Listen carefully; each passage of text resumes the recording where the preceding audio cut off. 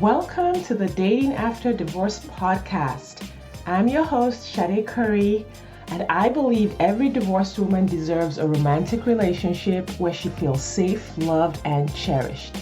You can create the most amazing life after divorce, and I will teach you how.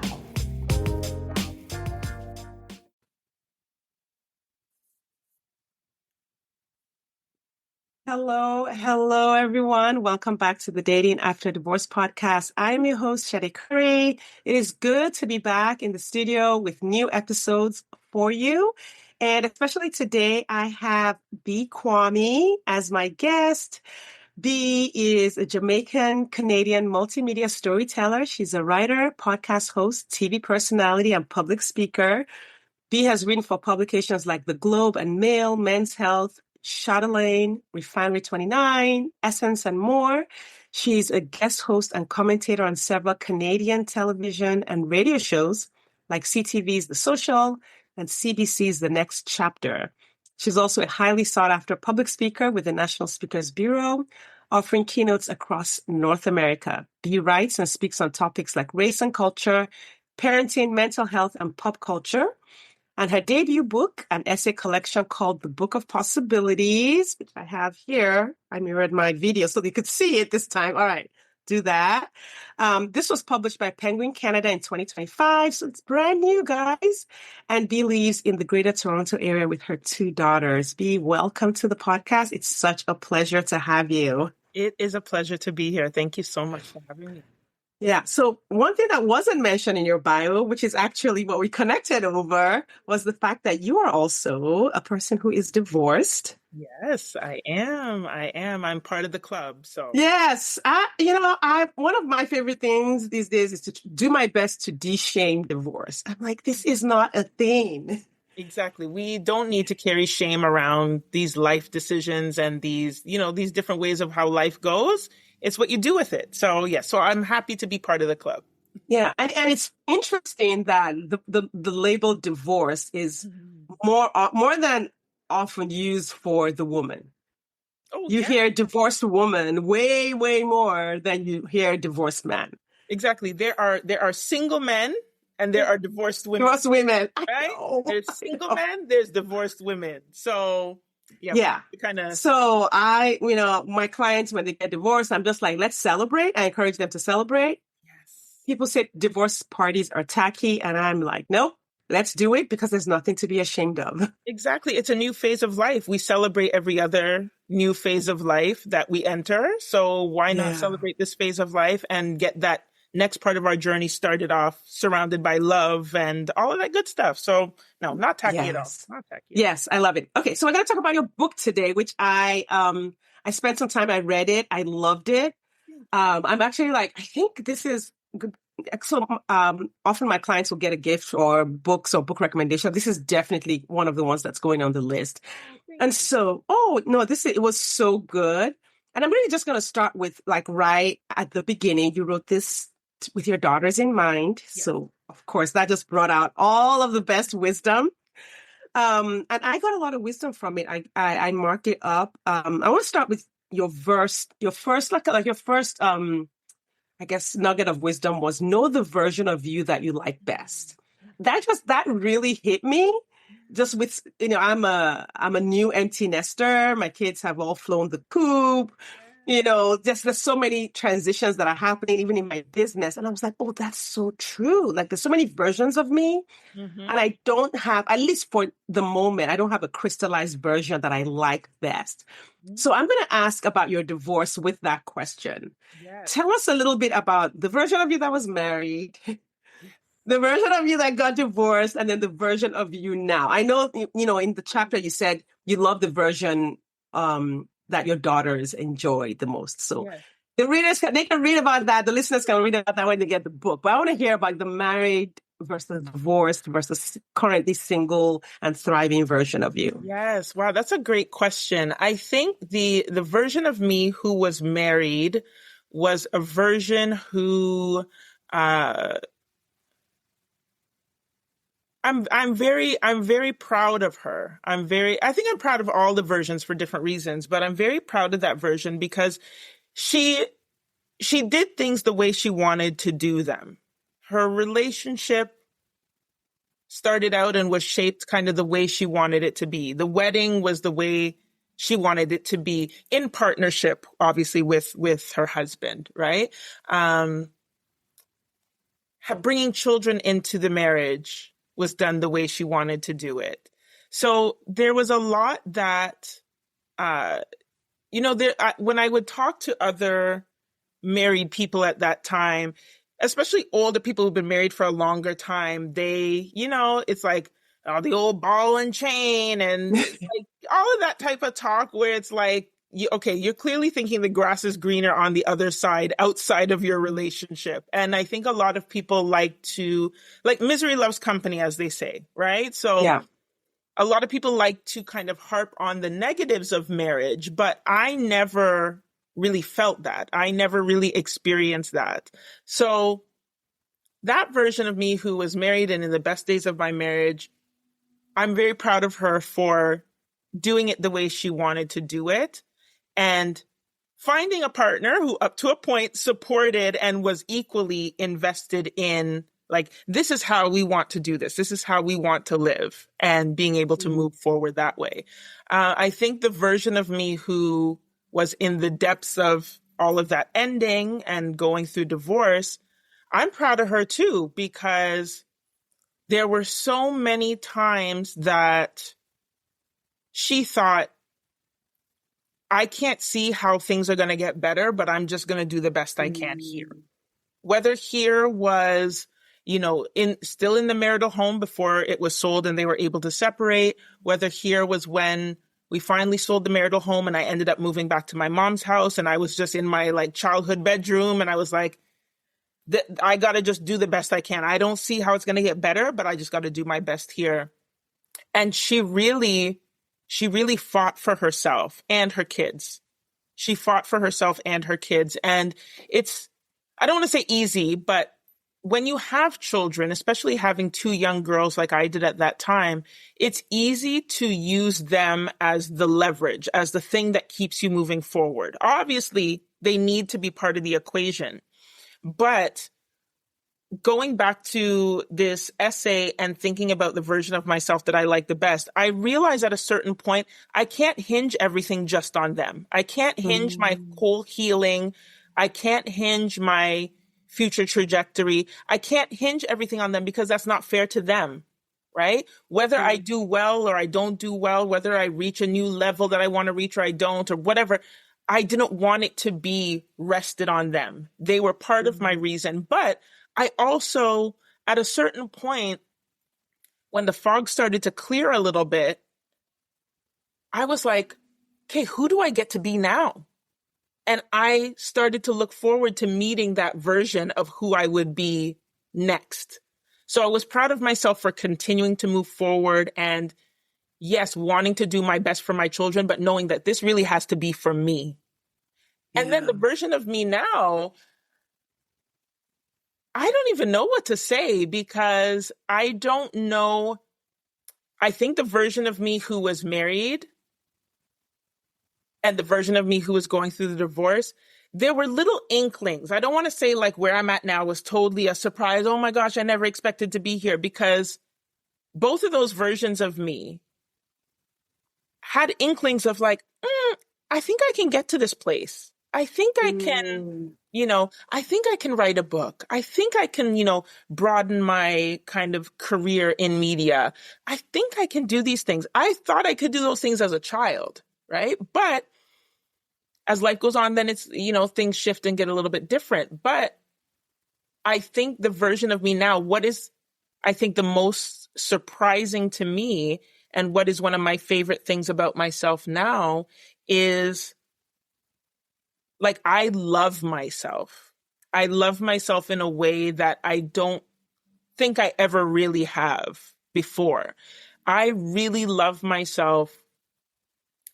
And not to say that like outside noise doesn't come in and affect me, but I've built up a better buffer for the outside noise. I've built up stronger armor to protect the love that I have for myself. And I've realized that once I have that real strong, genuine love for myself, it affects everything. It affects everything. And I realized like, I can't do external things to make me love myself. I have to love myself in order to give the gas to the external things that I'm doing. So there's been different moments where like a light bulb has gone on and it's been like, no, girl, like you don't get your validation from the outside thing to make you feel better about you. You find a way to feel better about you and you go present that version to the world and let them feel you. Don't let them dictate who you're going to be. Right. So yes, I think that's what I love about myself right That's now. fantastic. Thank you. Yeah, that's a whole 6-month coaching package in a nutshell. Question. Yeah, 100%. Because I attended a symposium, a feminist thought symposium, 2 weeks ago, and the coaching was around a lot of like some people wanted money, some people were looking for a partner, some people wanted to advance their careers, and we were coaching on all of these things. And no matter what problem a person brought to the table, the root of it was always, you're waiting to love yourself until you achieve this thing. Right. And that's why you feel bad right now. And that's why you're not able to move forward to get the thing. Exactly. We got to flip that. And it sounds cliche, but you define it however you use whatever words you want to use, but you have to build that internally and give the world who you are. Don't step out and be like, oh, world, who should I be? Like, am I good enough for this? Am I good enough for that? Okay, you said I'm good enough. Okay, now I feel good. No. You got to dictate and you got to give. Yeah. So yeah, and we were you were always good enough. That's the thing. Like, you were born unconditionally valuable, unconditionally lovable. But like you said, the world has its stories that it puts on people. So thank you for sharing that. That was awesome. That was a great okay, so there's another chapter where your statement here was, hold on to the fullness of being perfectly fine alone. Mm-hmm. Oh my God, that was so good. Again, you approached it from motherhood. Yeah. What was the aloneness like versus loneliness experience for you during your divorce? Wow. So that was when I realized, even prior to the divorce, but towards the end of things, that's when I realized, wow, I can actually feel lonely with somebody right beside me. Mm-hmm. I never really, it just felt so weird because I couldn't identify, like, what is this feeling that I'm feeling? And it took me a while to realize it was loneliness, because I'm like, but it can't be loneliness. Like, I'm not here by myself. But that's when I started to realize alone and lonely, solitude and loneliness, those are different things. And then going into the divorce, I don't think I even really got to sit too much with the idea of loneliness, just because things were really chaotic. It was very like traumatic. So there was a lot of just, let me just get to tomorrow. I didn't really have time to think about, am I lonely? And I really wasn't ever, now that I look back on it, once I kind of opened up to family and opened up to friends that I trusted, nobody let me be alone in this process. So I'm lucky to have been surrounded by an amazing circle of people who love me and care for me, so that I didn't really feel loneliness. I was feeling so many other things. But I've been thinking a lot more about the idea of alone versus lonely more recently. And this is where, talking about dating after divorce and all that kind of stuff. And I've had great experiences. I've had some that I'm like, girl, what was that all about? Like, there's been a range of things. But as I've been kind of figuring out, what do I want relationships to look like in this phase of my life now is when I'm starting, if I'm going to be honest, now is when I'm starting to identify a little bit more with loneliness, because I'm feeling like where I am in my life, with where my goals are, with what I've accomplished, it's hard to find somebody who can understand or who is not intimidated, and all of those different types of things. So I've been sitting with it lately, and I'm kind of like, listen, I like my solitude. I have learned to be okay with being by myself. I just came back from a solo trip. I went to Curacao for a week by myself. Loved it. It was amazing. I recommend solo trips, like 100%. And that was really good for me to really test myself and say, can you sit with yourself for a week? Nobody to distract you. Nobody that you need to consider. You need to put aside what you really want to do because you got to consider somebody else. Get up when you want, go to bed when you want, all those great things. But then when it's quiet because it's just you. And how do you handle that? And I was very proud of myself that I relished in that. I really sat, and it was like, I was just able to organize my thoughts more. I was able to think more clearly. I felt like that solitude just gave me so much. So I love solitude, but I recognize when I do feel lonely because I'm just like, who is going to understand me? Who is going to be able to show up in my life with the life I have now? Because who I am now is very different from the girl who was married, very different from who was dating prior to getting married. I'm a very different person. Yeah.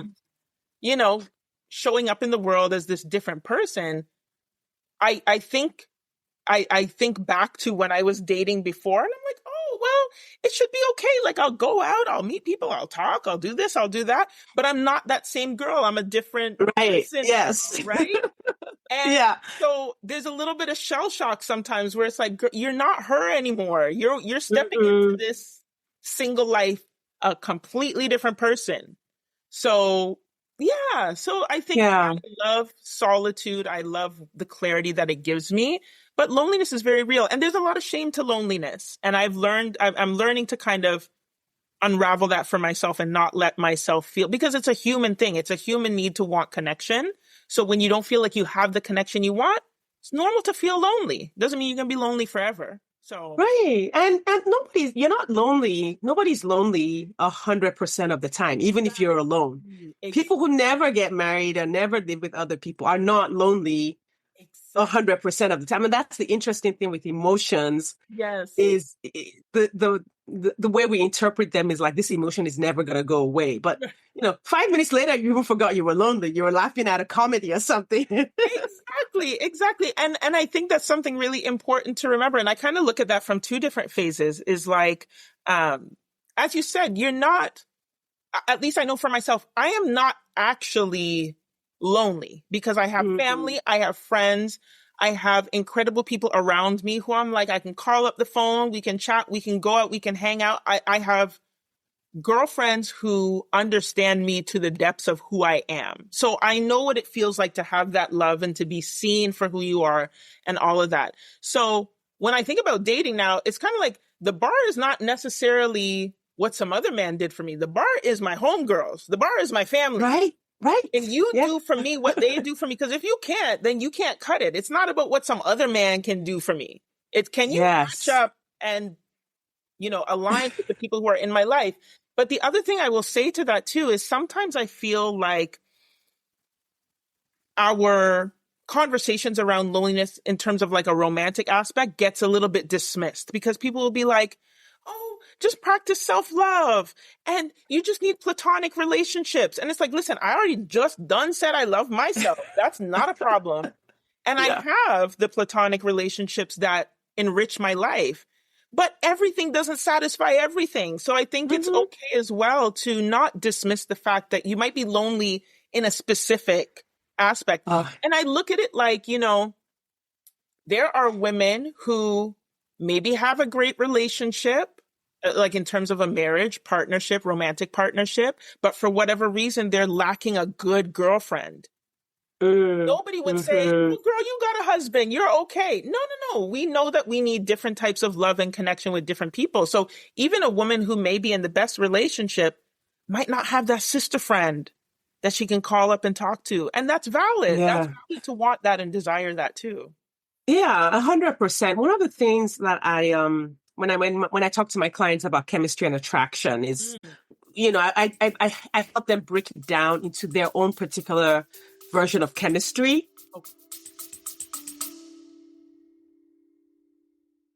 The first step to successful online dating is your dating profile. Now, what if you could create a dating profile that makes all the difference to your online experience? Imagine having a profile so magnetic that quality matches stop mid-scroll to connect with you. The people you want to talk to you say, oh my God, I've got to talk to her.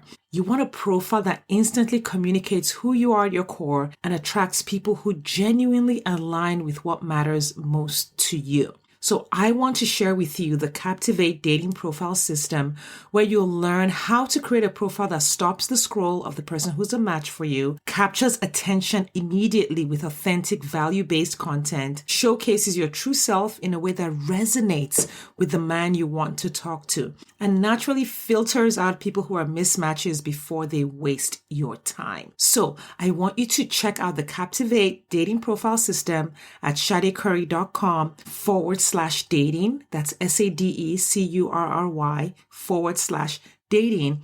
And for the price of dinner out, you can create the best dating profile ever. And when I say best dating profile, I mean it. It will be uniquely you so that you stop looking like every other woman on the apps. All right, go on over there and check it out.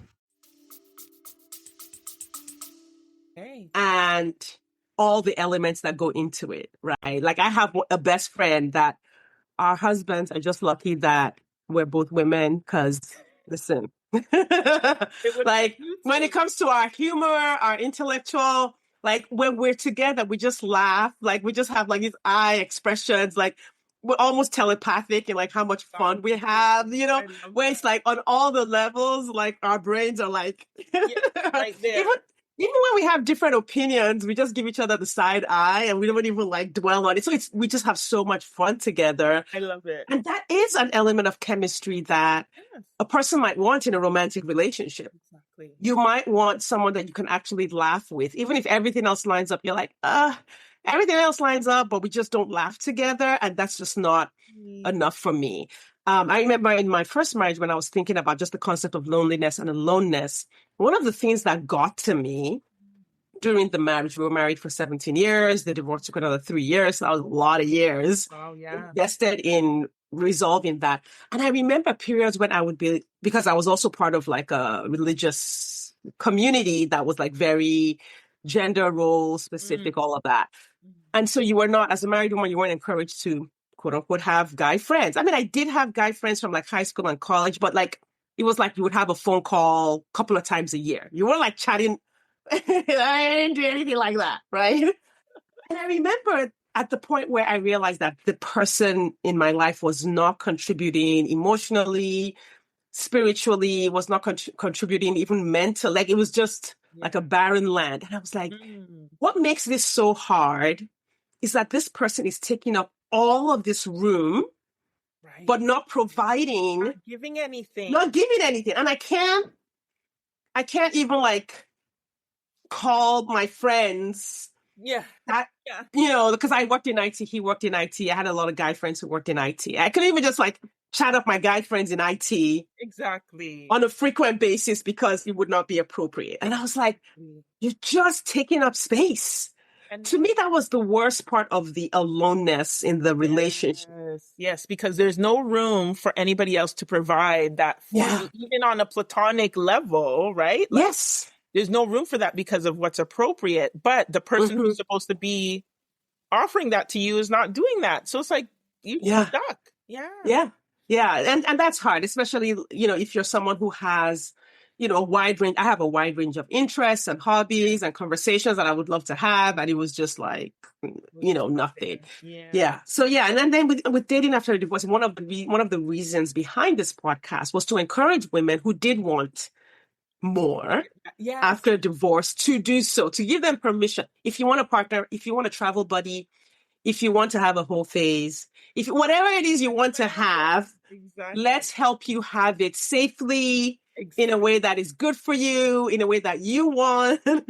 But there's no reason for you not to go after what you want. So so good. Thank you for sharing. Of course, thank you. All right, my favorite chapter. What's your pleasure? Ooh, yes. This is the chapter I just wanted to read a lot, but I'm going to read a little bit, one little paragraph, and then I'm going to let you talk about it. Okay, perfect. You said, in the aftermath of my marriage ending, dating and sex were the last things on my mind. My sexual equilibrium had been thrown off. I thought that I was washed up, worn out, and worth nothing. Who would be attracted to that? Looking back, I couldn't have been more wrong. I just needed some time to reacquaint myself with pleasure. And you went on to describe your process and the five senses, bringing the five senses into it. I just want you to just riff on this and just tell us all the things about this process you went through. Yes. So yes, this is one of my favorites too. And I actually kind of revisited this while I was on my little solo trip too, because for different reasons. But for me, I remember, and I think I write this in that piece as well, going on a trip to Barbados with my girlfriends. And they were like, you're free, you're outside, it's going to be amazing. The men in Barbados look good. They're going to be all over you. And I was just like, I don't feel it. I don't see it happening. My self-worth was very shaky at that time. And I just didn't see it. I was just like, you know what? It'll just be nice to be somewhere different, be with my friends, and that's it. And I remember meeting somebody on that trip who actually showed me like, no, you're not washed up, worn out. Like, you're not that, because that's not what was seen when I was out and about. And I was like, oh, wait a minute. People are, okay, they see me differently. I didn't know people still saw me like this. Like, I didn't know I still had it like that. But what I needed to remember for myself was I didn't want it to land too much on what attention am I getting? Because then if there were days when I wasn't getting attention, then what does that mean? Now I'm washed up. I know myself enough to know that in my past, I have been too tied to external validation. And as I've gotten older, I've been able to kind of pump the brakes and say, okay, you don't need that so much. You got to look inward. So that's where I talk about approaching pleasure from the aspect of satisfying myself and thinking about, even not in a fully like sexual way at all, but just thinking about my senses. That's what I started doing, was just thinking about taste, smell, touch, sight, hearing, right? And just thinking, okay, what can I smell that feels nice? What can I touch that feels nice? What can I eat that feels nice? What can I listen to, you know? And just finding ways to incorporate that in my day, and just being really present in those moments where I was doing just that. So being very present in saying, you know what, I'm going to get up from the computer. I'm going to go light a candle. Which candle do I want to light? Do I want the vanilla one? Do I want the grapefruit one? I choose, I light it, I smell it. And I realize I've taken that moment to satisfy a sense. Am I going to eat something? Am I going to rush and eat because I got to go load the laundry and I got to do this and that? Or am I going to sit down and put out the nice glasses, the nice cutlery, even just for myself, and just take my time and enjoy my food? Am I going to see if I can taste the spices that I put in my food and taste the textures and how they mix? Okay, I've satisfied a sense, right? And I kind of repeat that. Sometimes just sporadically, one here or there. But sometimes, as I've said in the book, sometimes I make an evening of it. And I plan it out to make sure, okay, I'm going to take a bubble bath. Then I'm going to use my good body butter. Then I'm going to light this candle. Then I'm going to have a glass of wine. I'm going to put on this playlist. I'm going to put on a nice little lingerie or robe or something. And that is just for me to reacquaint myself with just being able to find pleasure in these things. And in doing that, and in the time since that I've kind of gotten away from it and then literally had to revisit that essay to say, no, girl, let's bring it back to the senses. That has just helped me to be more in touch with myself, where now if there's a partner, if there's somebody around who's also going to provide me pleasure, I know my body. So if we're talking on a sexual way, then okay, then I know how to dictate what I want that pleasure to feel like. But I also want somebody who understands that, oh, she likes candles. Okay, I'm going to make sure we have candles. Oh, she really likes to eat well. I'm going to make sure. So me doing that for myself teaches a partner how to give me pleasure. And pleasure is in so many different things. And I think pleasure for some women is like a taboo word. It's something you don't talk about because, you automatically jump to a sexual thing, which sometimes we need to jump to that, because a lot of women, when we talk about orgasm gaps and who's enjoying sex and who's not, we need to have those conversations. But I think that fear of jumping to what people think might be an explicit or inappropriate conversation, it denies them the ability to think about these more simple things in terms of, what does it look like to put on something that you really like? What does it look like for you to taste something that you really like, to listen to something that you really like, not just move through life doing things, but what happens when you actually sit in the moment and be present with your senses and do things specifically to please those senses, right? It shifts a lot. It shifts a lot. So it does. And it shifts one of the biggest issues that women come out of a relationship with, which is, I lost myself. I don't know who I am. Who am I? What do I like? I've spent the last 10, 15 years catering to what my partner liked, catering to what the children needed, catering to all the logistics of our lives and everything. I didn't pay any attention to myself. And it's a huge gap. Sometimes people say that they're like, oh, I'm going to find myself in a month or two. No, there were so many versions of you in those 10 years. Exactly. So like, you're not finding one version. You're finding all the versions that were like calling out to you that you didn't hear. Exactly. And coming back to the body, to the senses, because our body is how we make contact with the world. You have your spirit or your heart, whatever you call it, your essence on the inside. But your essence makes contact with the world through the body. Exactly. This is like no other way, This is what we got. Right. And so that really is a way to re-experience life, to become present in the moment again. Even if it's just for 10 minutes, just say, in this moment, nothing else is happening except what I'm experiencing, with my skin. What I'm experiencing with my ears, what I'm experiencing with my eyes or with my nose or with my, my tongue, whatever it is. And it is, it does bring us back to mindfulness. I know mindfulness is like it's not a separate thing. It's a kind of mindfulness. Let me put it that way. Sure.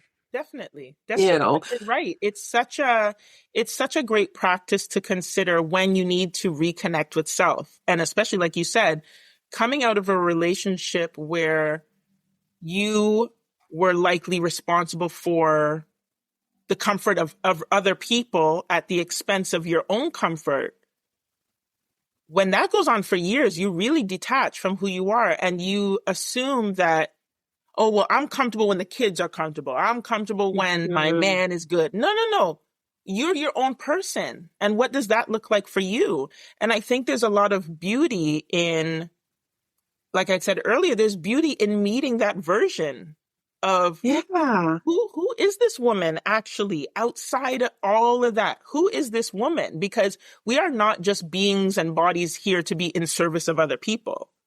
Who are you? And I think that when I've talked to other women who have gone through divorce as well, I always urge them to look forward in an excited way and be excited about the future, not because of, oh, well, who's going to be with me now or what relationship am I going to? No, who are you? Now you get to find who you are and figure out how she shows up in the world. Like that was like the most exciting thing for me in the process. And I remember, like, I talk about it in one of the essays, even something as simple as shopping for my new place, right? After divorce and going to IKEA and walking around and being so used to having somebody that I have to turn to and say, oh, what do you think about this? But realizing in that moment when I was about to turn, oh, there's nobody there. And at first there's a pang of sadness that there's nobody there to ask.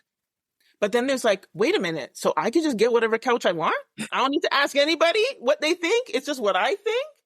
And then it was almost like my eyes opened up a whole new way when I was able to look at everything and say, no, you get to make the decision. What do you want? You don't need to ask anybody else. So yes, that's sad in a way, but that's freedom too. So which way do you want to look at it? Do you want to be sad about it? Or do you want to be like, oh my gosh, now I can get the bright purple couch I've always wanted to get? And you get it. Right? So, So, and you can also be, this is a little, like going even a level deeper. You can also be the mirror, because what we're looking for in the other person is a mirror. And we do have mirror neurons in our brains that needs to be mirrored back to us. So of course we need that. But I believe, I'm not a scientist, but from my own personal experience, that there is a level of joy that comes from, in some moments, being that mirror from yourself. Like there are times when I'm just like, I find myself so funny. Yes. You know, or so silly or so cute, or like, I'm like, dang girl, that was deep. And in my mind, I already know that if I tell somebody else the thing, I'm like, they're not even going to think it's deep. But I'm telling you right now, it's so deep. Exactly. And those moments, like we need to relish in those moments. Like when you're able to do that, that's what helps bring about this self-love. And again, like if you look at that example, that's nothing external. That's you making a joke and laughing to yourself and being like, girl, you're hilarious. Like that's how you love yourself, right? That's so we need. You validate yourself. You tell yourself, you make sense. You're okay. I get you. Exactly. And we need to, like you said, have those mirror moments for ourselves, because a lot of what we're seeking is already within us. And then once we're able to see that, then you show up in the world differently. You attract different people to you when you embody the fullness of who you are. Then it's like a whole different world out there. It's a whole different world. You have all the things, and then you have you. It's like you get to have two universes. It's so good. Exactly. No, yeah. I love it. All right.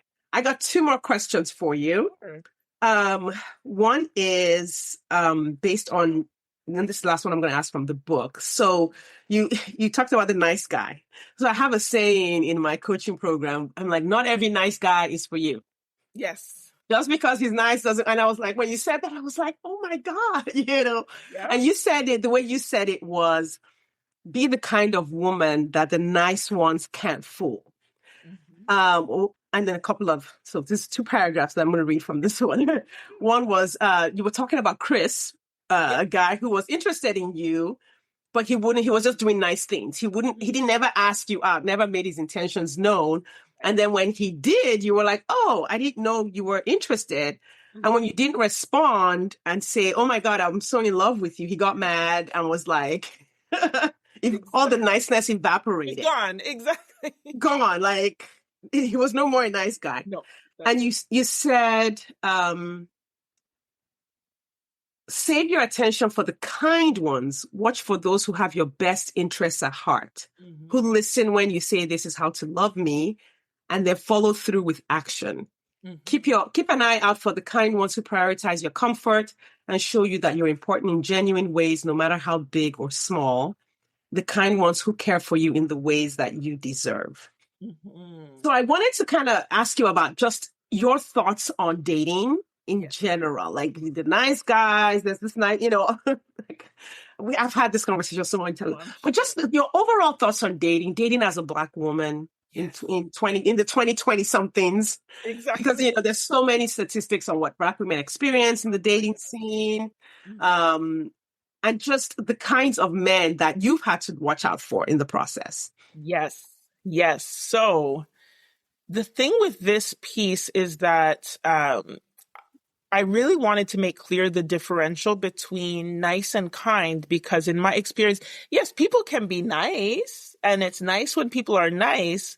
But I have found when we get on that more kind of intimate level, niceness is a performance. I have learned, to not be fooled by the performance of somebody being nice, because they are being nice in order to gain something for themselves. Yeah. So when people are nice to you, and then that niceness is conditional on, how you respond to them, or if you give them what it is that they're looking for, that's not something to build a relationship on. That's not somebody to build with. But kindness is entirely different. Kindness is generous. Kindness is more selfless. Kindness is more inherent to who a person is, and it's not a performance that they're putting on. So as I kind of started moving into this post-divorce dating world, I did get caught up with some of the nice ones, thinking, oh, he's nice. He's doing nice things. But then there would always come that time where the nice performance ends because they don't get whatever it is that they thought they were going to get. And then, in the beginning for me, it was a shock, like, oh my gosh, right? Like, but he was so nice. But that's where this whole thing about the differential got reinforced for me. And so I've definitely looked out more for kind men. And when I've kind of been assessing kindness, it's not just when it's directed at me. It's how do you treat the server at the restaurant that we're at? How do you react when there are not my children necessarily, but how do you react when there are children around? How do you react when there is somebody with a disability around? How do you move through the world? Yeah. Because that will show me kind of more about who you are then, because you could always put on a performance with me, but I like to observe these things. So that part of my discernment in dating has gotten a lot stronger at looking at some of these other cues to think about kind of, okay, where's his head at? Where's his heart at? But with dating, I would say one of the biggest changes for me compared to pre-married me dating was I never did the apps. I never did dating apps. So dating apps was a whole new world when all of us. Oh, I'm sure. I remember telling a girlfriend, like, okay, I think I'm ready to get back out there. And she's like, all right, we're going to do a Hinge profile. You're going to join Hinge. And I was like, girl, what? Like, what is this? So I was like, okay, if that's where people are at. And the other thing too was once I was kind of ready, we were kind of in the throes of like lockdowns and then open and all this stuff like in those early days of the pandemic. So I was like, yeah, well, people are not outside like they're usually outside. So I guess I need to go on the app. But so that was just very interesting, and just seeing how men approach and what men think is a good conversation starter, which sometimes for me, I'm like, oh my gosh, am I supposed to be flattered by this? Like, I'm scared. This is, I don't know what I'm supposed to do with this. But I will say, like, I've had to learn over the last, 2 or 3 years, I've had to learn the biggest thing with dating is like, what are my boundaries? And how does that work with the men who I am dating? And sometimes it's like, hey, okay, we got a little situationship. That's fine with me. That's all I need in my life right now. But here are my boundaries. And when a boundary gets crossed, what I've learned is like, it seems like men don't take things seriously sometimes, because if I state to you and I say, listen, this little what we got going on is cool, but if this happens, I'm done. Or if you feel you need to do this, then let me know, communication. And when they would go and do something that crosses a boundary and then they tell me after the fact, they're very surprised when I'm like, okay, well, we're done. I'm revoking access. And it's like, really? It's like, did you not take me seriously when I said communication and boundaries and here's where I'm at? And so there's a lot that has, in my mind, it's common sense. It's my mind. In my mind, I'm like, this is what I would do for somebody else. So this is what I expect for them to do for me. My mother says I'm very hard-headed, because that is the lesson that's taken me the longest to learn, is just because you do something a certain way, people are not going to reciprocate that necessarily. Yeah. But yeah, it's just been about me setting my boundaries, me kind of observing how men are in their own worlds to see again where their minds are at, where their hearts are at, and how that reflects into kindness. And being very good at knowing when there's something I don't want. So I've had situations where I'm not necessarily saying like, oh my gosh, let's get married. I love you so much. I just want to be with you and only you. But if I say, you know what, we've been doing this thing for a while, but I don't really want to do it like that anymore. Like, let's have a conversation and see where we want to go. A lot of men don't seem to be used to women who are okay with having conversations about things. It's always like, oh, now I gotta commit to you. Now I gotta have where did I say that? I said, so there's a lot that's weird to me. And then what's funny is I'm in my like early 40s, But talking to women who are like in their 50s, and they're like, girl, they're the same at 50, they're the same at 60. I'm like, oh my gosh. So sometimes I'm like, listen, I got to try and find a good one somewhere, because it doesn't look like it's getting much better as we continue. But, I'm hopeful. And I've had great times. Like, even with some of these things, I've had great experiences in dating, but those come from me knowing what I want and what my boundaries are, and not wasting time with people who can't align with the most basic of what I'm looking for. So I've had great experiences, but again, I'm going to sound like kind of repeating, like I'm repeating myself, but it all comes back to me building up within myself first. What is it that I want? And going out into the world and knowing what I want. And then, so when I find something that aligns, it's amazing. And when it's not aligning, then I take whatever lessons I got from it and we move on. So so good. Yeah. Journey. It really illustrates a lot of what, like I'm shifting a lot of my coaching to more feminist dating coaching, just because I'm finding out that a lot of the problems that people are facing is because of the narratives that we've just been handed. And not just us, the men have been handed the same narrative. Sure. So when you say a man is like surprised that you stuck to your boundaries and what you said, it's not because he was planning or plotting. It's just he was handed a narrative about women. And now here I am going against that narrative. Going against it. And he's like, sis, what? He's like, what is going on? You mean you're like going to hold but women are not. I was taught, my mother didn't hold boundaries. My sisters are not holding boundaries with their men. All the women I dated didn't hold boundaries. Exactly. What's wrong with you? Exactly. That's it. You're so right. We've both been given these narratives that we're supposed to follow. And so people don't know what to do when you have your own narrative. They don't know, because it's like, if it goes the way it usually goes, she says this, then I say this, then this happens, and I know where it's going to go. But it's like, she said something else. And I was like, oh. Wait, an immovable rock. Like, she just like, was like. That's it. And then they don't know what they're supposed to do next, because this is not following the methodology. The script. Following the script. We've all been handed the scripts. And then it's not following that. And then so they're stuck. They don't know what they're supposed to do next. And then people don't like being in a place where they don't have that control and know what to do. Right? So it's so good. So I got a second certification, well, technically my third, in advanced feminist coaching. And I'm like, oh, this solves everybody's problem, because as women, we have internalized sexism as well. So it's like, okay, this will help everyone. But I love that. I love that you are living that out and walking that out. It can make the journey to partnership a little longer, but that's okay. That's okay. That's fine. That's okay. And there's another piece in the book too, where I talk specifically about dating and looking at dating as something fun. And that's something that I've been trying to get back to, now that the book is out and I'm not, tethered to my laptop all the time. I'm like, I want to be out. I want to have fun. I want to go on fun first dates. I want to, as we were saying before, I want to go out with somebody who's just going to make me laugh. Like, I'm not necessarily dating with the intention of, I need a husband by this time.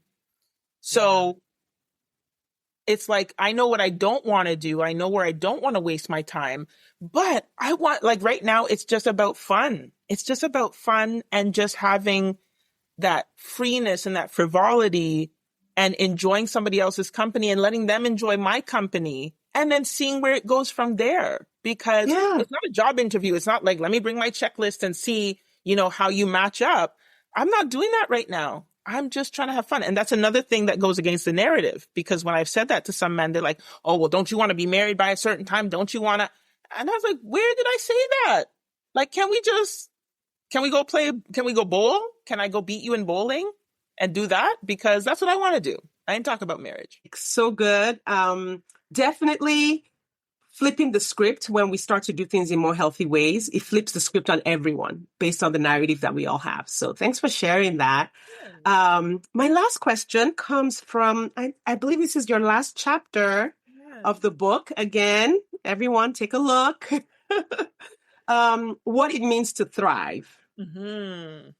And after divorce, in midlife, through marriage, for women, this is such a huge conversation because we're really just now learning to thrive. When you look at the history for women, we're just now learning to thrive. You had three things for you. One is the space to grow heartily, the opportunity. Two was the opportunity to prosper both financially and in relationships. And I wanted to mention that one because women prospering financially is so new. Oh, yes. In the United States, women couldn't get a credit card in their own name until 50 years ago? Exactly. Somewhere there. So sometime new. in the 70s, I think. So that was not that long ago. 1974. Yes, that's it.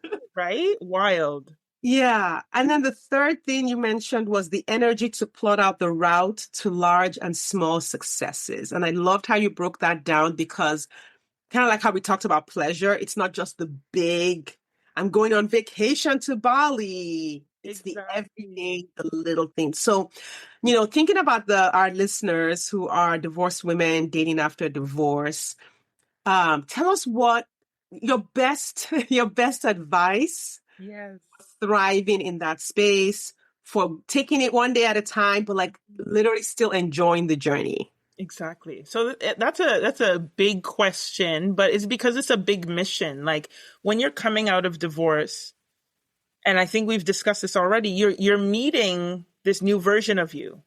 You get to define how this version of you moves through the world. You get to define what this version of you has around her, doesn't have around her. Like something as simple as like when I was married, my ex-husband always needed the TV on in the bedroom to fall asleep. I didn't care for it, but I got used to it. So when I had my own place, I kind of had this instinctive thing of like putting a TV in the bedroom. But I'm like, no, I never needed that. That wasn't for me. So I don't need to do that, right? And we started to thrive with better sleep. So that was one thing for me, right? But it goes to show that small changes, once you tap in with who you know yourself to be or who you think she is, and you're trying to figure it out, those are some of the things that help you move towards a place of not just surviving, not just making it from one day to the next, but being able to thrive in those moments as you go. And I think I would say in terms of, like tangible advice, I would say for one, as difficult as it may be, sit with yourself in silence. Make time to sit with yourself, whether that's, if you just plan every Sunday morning when you have your breakfast, you're not going to turn on the TV, you're not going to turn on the radio, you're not going to have your phone, you're just going to sit in silence and see what thoughts come to play. If you're going to give yourself maybe 5 minutes every day to just unplug everything and sit with yourself, we need that time to hear ourselves. The world is so noisy in terms of expectations, in terms of pressure, in terms of who the world thinks we're supposed to be. So we need to be very intentional about making the time to sit with ourselves and hear ourselves, hear our own thoughts. Because I think once you start to do that, you start to know what direction to move in. When you listen to yourself, you will, it's just inevitable that you will be like, yeah, you know what? I don't really like this thing. I don't really like this aspect of how things are going or where things are at. Or no, actually, I want to go for this other thing. This is what I want to do. Like we will inevitably get those messages from within us that can come through unfiltered without the outside noise. So I think we need to do that. And once you start to do that, then I think you need to just plot so that you don't get overwhelmed, but plot baby steps. If you decide that there is a goal that you have, maybe it's your living situation that needs to change. Maybe it's your job situation that needs to change because now you're single, you're doing it on your own. Whatever it is, relationships, whatever it may be, it can be very overwhelming to be like, okay, I'm here today. I need to get here tomorrow. You're not going to get there tomorrow. But could you maybe take a little step? What does that little one step look like? What does the second step look like? Break these kind of big goals down into small, tangible things. And I would say as you go, I don't know about, other women out there, but I think it's a common thing that we are told to be humble, to, don't be too flashy about what you're accomplishing and, move in silence and all that kind of stuff. And if that works for you, cool. I'm not saying you got to blast everything for the public to see, but I think it's important for ourselves to celebrate the baby steps. I don't look at it as, oh, you're patting yourself on the back for doing nothing. I look at it as, wow, you're really dedicated to this big goal. Look at this step you took towards getting to that big goal. And this is going to give you the energy to take the next step. It's not patting you on the back that you can sit back and be like, whoa, took that one step. I'm going to sit back now and not do anything. No, it's helping to fuel you. You have the bigger picture of what thriving looks like to you in your mind, and you have your baby steps, your small steps of how you're going to get there. So I think we owe it to ourselves. We don't celebrate ourselves enough. And I think we owe it to ourselves to celebrate when we are making moves towards what that vision looks like. We don't need to wait until we get there to celebrate. We can do it as we go, right? So I think that those are some of the things to consider around moving from a place where you are, and if you know that there's a place you want to get to, and if that's what thriving looks like to you, then listen to yourself, make those baby steps, and celebrate yourself as you go so that you can keep pushing forward. Yeah, so good. You really touched on one of the core tenets of what I teach, which is core values. Yes. That's sitting in silence so you can hear your core values, so you can know yourself, so you can discover yourself. I remember after my divorce, when I started therapy, I did all the things. I did the therapy, I did the 12 steps, I did the coaching, I read the books. All of the stuff. Yeah, so I made a lot of internal progress quickly. Yeah. And that was one of the first things I noticed that was different about me was when I was driving on my commute, I no longer needed the radio on. Ah, yes. That was the first inkling that I was changing and healing. Was I was like, oh, I don't need to turn this on. I don't need to turn the music on. I was comfortable with my thoughts because I wasn't suppressing who I was or what I was thinking or what I was wanting anymore. So that really resonated with me. I love that. Yeah. And I didn't even know that ahead of time. It was just like, oh, wow, this is, I would have something playing all the time. I didn't have a TV in my bedroom, but during the day, something was always. I get it. I was very similar where I needed something to just be filling the space with me. Yeah. Whether that's me, being on my phone, or whether that's music playing, or just having the TV on in the background. Like, I just felt like I needed something else in the space with me when I was physically by myself. And when you get to those points where you're like, oh, I don't need that. And not to say there's anything wrong with any of those things, but when you can put them in the place where they belong. Like, yes. I will just turn on the TV when I want to watch this show. I will just play this music when I want to hear it, not because I feel like I'm lacking something and I need something to fill the space. So that's a major shift when you get to a point like that. Yes. And I love that you talked about breaking goals down too. Just because I noticed that with dating, women have a hard time doing that. Yes. It's like, I got to meet the guy a lot of times, but, and I get it because there's so much pressure from the outside and our identity has been attached to it and all the things that comes with being a woman. A lot of times people just want to be like, okay, I'm ready to do the dating thing. I'm going to go on the apps, and they want it to be like they went online, they ordered something, and the thing was going to get to their house. And I'm like, I wish it was that way. Exactly. People don't work like that. Yeah. And the world is so big, and there's all kinds of people out there. And I really do empathize with my clients and the people I work with because they get shamed for the messiness in the journey. They get shamed for the baby steps. Oh, you dated that guy for 2 weeks and then you broke up. Oh, you're not doing it right. It's like, no, he wasn't right for me. Exactly. And we are learning as we go. Like, I don't want to look at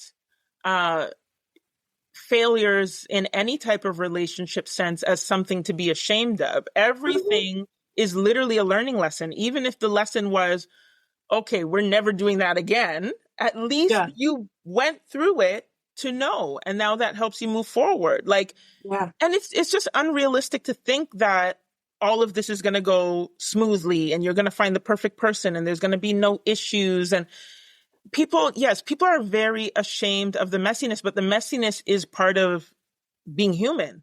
So It is. we can't It's a part of it. that. Yeah, we can't. Yeah, and every big goal requires that little bit of struggle in between. Exactly. That little bit of wrestling and learning and figuring it out until you master it. 100%. And the sign that you've mastered it is that you have the goal. 100%. Like that's just what it is. And the process is what it is. And we have to learn from the process, because I think the other thing too is, and what leads to some of the other shame around divorce is when we have these ideas of, okay, by like a certain point in your life, you should accomplish this, you should accomplish this, you should have this, you should have this. And then when it looks like you have it, and then the marriage ends. Yeah. Now it's like, oh, you don't have a partner and you don't own your home anymore. You're renting, or God forbid you move back in with your mom for a while, and oh, you're back on the dating apps. And oh my God. Like, listen, nobody can say what is going to happen tomorrow. And I think we all need to give each other and ourselves a lot more grace when we're going through these processes, because life doesn't end once you have hit your 30s and you're married and you have your kids and you have your house. Life is not over. Things happen, right? So we just need to be open to what that looks like in all forms, and just be able to kind of ride through it as it comes to us, because there's no other alternative. You have to. So yeah. And even the picture of now you're married, now you have kids, now you have a house. First of all, that's something, that's a narrative that's a very pinnacle one. Exactly. of human accomplishment. Exactly. Now that I'm on the other side of all these things and like adventuring in so many different ways, I'm like, what a small, tiny definition. So small, when not even the world, but our lives can be so much more expansive than that. But people have this idea of like, okay, you're just supposed to be happy with this. You're supposed to get this and that's it. And a lot of the time, the people who are imparting pressure on others to say, well, this is the little narrative you have, is because they realize that's the only little narrative they have. And there might be something within them that wants more, but they don't have the support to go for more. So then they're just like, well, everybody just needs to have this little bit because I've got this little bit. Yeah. And that's another thing too, is when I have encountered mainly other women who see me living life a certain way and doing things a certain way and want to judge that. But I can always tell when the judgment is coming from a place of, I wish I could do something like that. I wish I could have more. I can always tell when it's coming from that. And they may not want to hear it when I say it, but what I want to say is, let's help you figure out how to do what you want to do, because I think that's why you're projecting on me. It's not about me. I don't need to be ashamed of anything, but let's see how we can help you out. So we just, oh my God. Yeah, we need to have more. I could talk to you all day, sis. I know. I love this. I feel the exact same way. Yeah. So thank you so much. Thanks for writing the book. Yes, thank you. All the listeners, for those of you listening without the video, I'm holding up B. Quammie's book, The Book of Possibilities, Words of Wisdom on the Road to Becoming.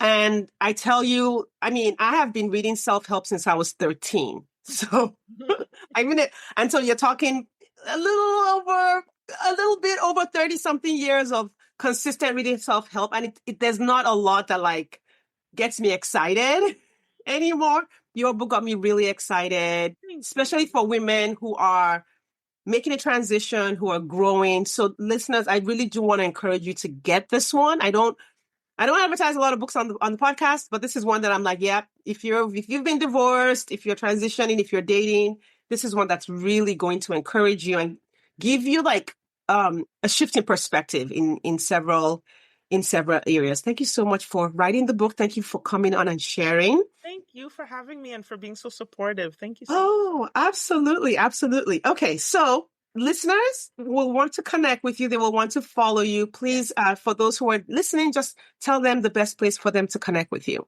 So right now in the world, I am the only B. Quammie who spells her name the way I do. It's BEE, like a bumblebee, and Quammie is QUAMMIE. So bquammie.com is my website. My handle's on all socials, so you can find me pretty much everywhere under the name B Quammie, and yeah, we can connect that way. So yes, I would love to hear from the listeners and viewers. That'd be awesome. Amazing, amazing. Thank you for being here.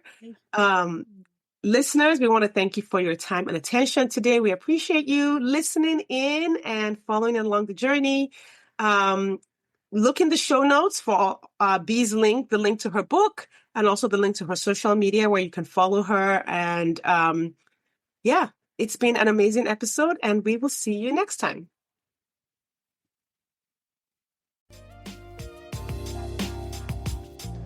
Thanks for listening today. If you are ready to get married after divorce, I want to invite you to download my free 8-video training specifically designed to help divorced women date with ease and get married again. Head over to sadecurry.com to get started. That's SADECURRY.com. I'll see you inside.